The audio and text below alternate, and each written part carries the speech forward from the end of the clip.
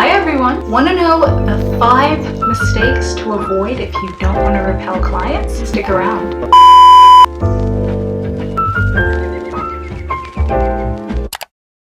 If you're new to my channel, welcome to the smallest, maybe one of the newest, and the most chill places to learn about freelancing, entrepreneurship, business, sometimes doing things legally, the law, and social media. It's a lot, but I think I can handle it. Subscribe if you want to. I know I'd really appreciate it, so thank you. A huge hello and hi! Nice to see you again to my American, Canadian, Nigerian, South African, Tswana, Namibian viewers.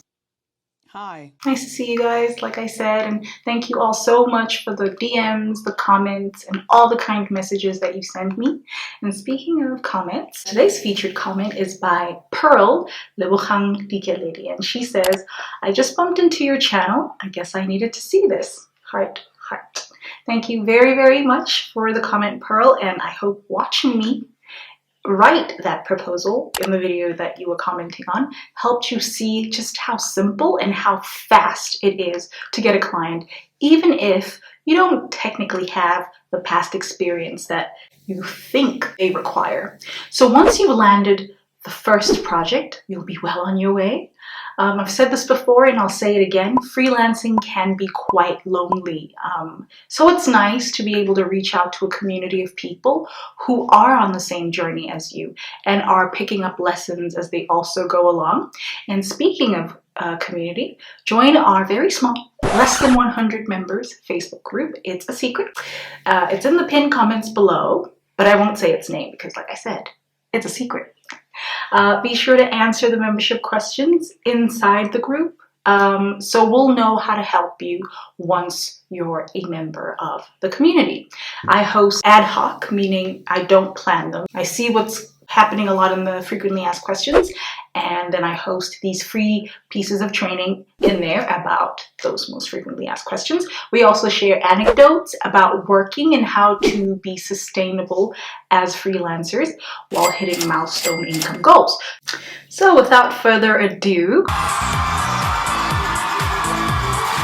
let's get into the 5 mistakes, not 10. 5 mistakes to avoid making so that you can increase the odds of the client getting back to you.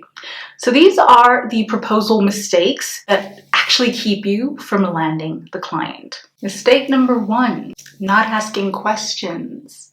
So asking questions is how you're going to solicit engagement from your ideal clients. So once you know your ideal client's pain points, it only makes sense to ask questions to see where the pain is coming from, right? So when you go to a dentist, here's an example. If they're a good dentist, they don't just assume where your pain is coming from. They ask. And once they've asked, there's like a short list of questions that they'll follow up with in order to determine what the root cause of your pain could be. So as an Upwork freelancer, you're a dentist. Why would I say that? The client is already primed and warm. That's why they're on Upwork. They want you to take their money, and you just need to figure out where their pain is coming from because they might not have properly diagnosed themselves, right? So I have a minimum at least 10 questions that I ask potential clients. But I teach those to my free bootcamp cohorts. Subscribe to find out when I'll be releasing those training materials again. And when they come out, join the bootcamp as soon as possible because slots get taken up really, really fast and I can only handle up to 15 people. More than that and it's like, no, because there is one-on-one training. And mistake number 2, being way too formal.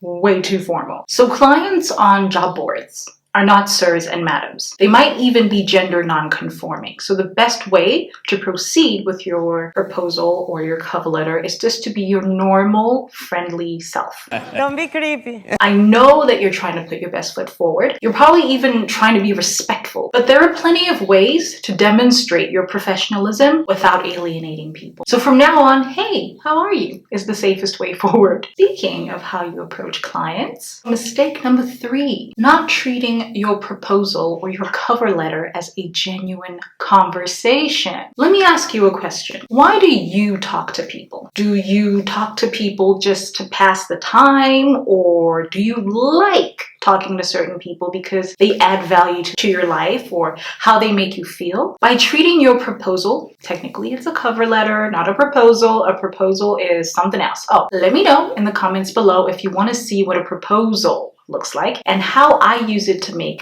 $1,000, $1K on my projects, like every single project. I try to aim for $1,000. It works every single time. So let me know in the comments down below if you want to see what a proposal looks like. But I digress. When you treat your cover letter as a conversation or a dialogue, you can start to figure out how to give away value. So maybe you can give the potential client a free audit. Maybe they'll let you take a look at their social media and then you can audit their communication. Maybe they'll let you take a look at their website, depending on what your niche is. You could look at their UX or their UI, their overall design. Again, depending on your niche, right? Then you can let the client know in this audit what they're doing wrong and how you recommend that they turn things around. Now, by having this back and forth with the client before any kind of Zoom meeting, you're already giving them that value, like I said, and you're increasing the odds of them hiring you without a Zoom call. And if you have phone anxiety, like I do, this mistake of not treating your cover letter as a conversation could probably cause you to have a panic attack when they say, "Wanna hop on a call?" Mistake number 4, using a cover letter template, bar for bar. Word for word, bar for bar! Oh. If you copy paste a cover letter, then I got some bad news for you. Clients can report this as spam. Yikes. I'm not making this up, okay? As an anxious person and a newbie freelancer, I created a cover letter template. Some clients didn't actually figure out, they didn't mind the template. Either they didn't notice or they didn't have multiple job postings on Upwork. One fateful day, I applied for 2 projects that were created by the same client. You're stupid. You're not smart. I thought it was interesting that the clients had the same name, but off I went. Both project cover letters were rejected. And the client's reason?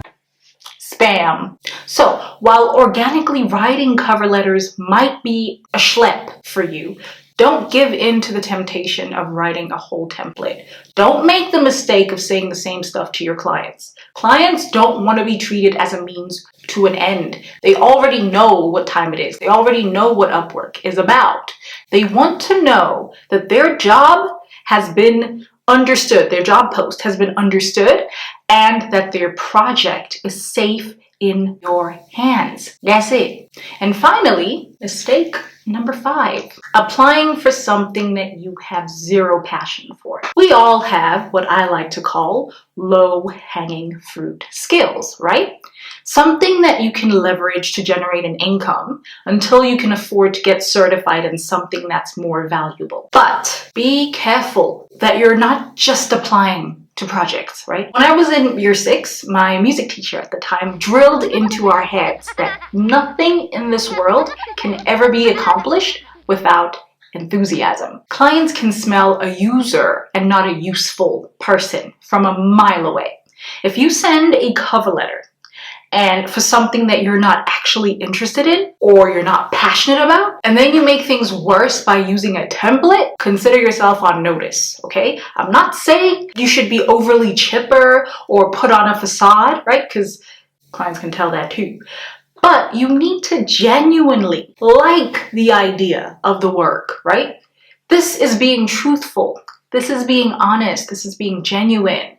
And when you're being honest with yourself, you're less likely to be dishonest with a client. And like I said in my previous video about the questions to ask a client in your cover letter, the client will see you as engaged, they'll see you as smart, and most importantly, they will see you as an expert at what you'd be hired to do.